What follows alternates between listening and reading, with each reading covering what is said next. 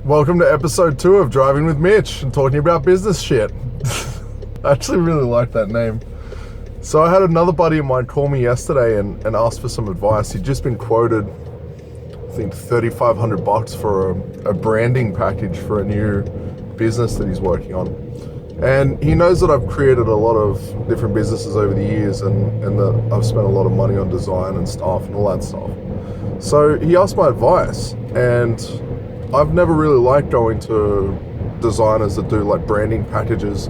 One, because they ask for a lot of money up front, like $1,500 or $2,000 up front, and they don't really deliver you what you want. They give you like 2 or 3 different concepts, and they give you a certain amount of revisions, but they can't always interpret what's up here. And if you've never worked with a designer before, and you decide to work with one, you'll know from experience that it's quite difficult to try and get them to create what you've been thinking.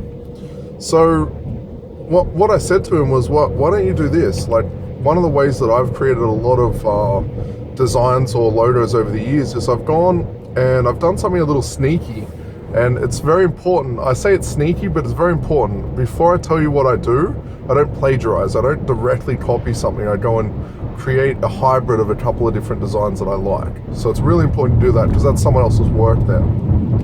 So what I'll do is I'll go to a site called 99 Designs and more specifically go to their logo store. And they have like 10,000 or 20,000 different pre-made logos with just random text underneath it. And you can search via category.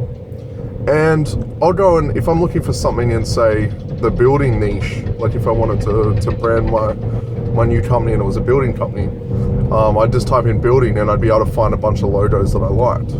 Now, then what you do is you go and grab 2 or 3 of the logos that you like and the different elements that you like about them, and you head over to somewhere like Odesk or Upwork or freelancer.com, or if you really want to do it on the cheap, you can go to fiverr.com and get it done for $5. And you hire a designer and you tell them what you're looking for. You tell them you like element 1 from the top element of image 1 or logo 1, and then you go, well, I like the bottom element of logo 2 or the type font.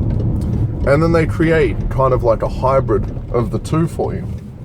And it normally costs between $5, again, if you want to do it on Fiverr, or $50 to $100, depending on if you're getting a designer to do it hourly or what have you. So that's just a sneaky little trick. And again, I want to say it's very, very important not to plagiarize. Don't directly just copy a logo.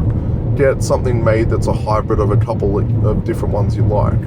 And that should save you a couple of $1,000s, whether it's a business that's just kind of a hobby that you don't really have a big budget for, or you just don't want to spend that extortionary cost to do that. And the last little thing I'll say is, if you do hire a designer, or even if you do go on Fiverr, they sometimes have packages where it might be $5 or $50 for the logo, but then they'll go and make you like a letterhead design and a signature for your email design and all of that stuff as an add-on, as an upsell. And if they don't offer that, you can always ask them for it. So you'll end up getting a full design package for probably under $500 US, and versus going to a brand rebranding agency where they charge you like $3,000 or $5,000. I've actually paid before. I paid $2,000 just for a logo.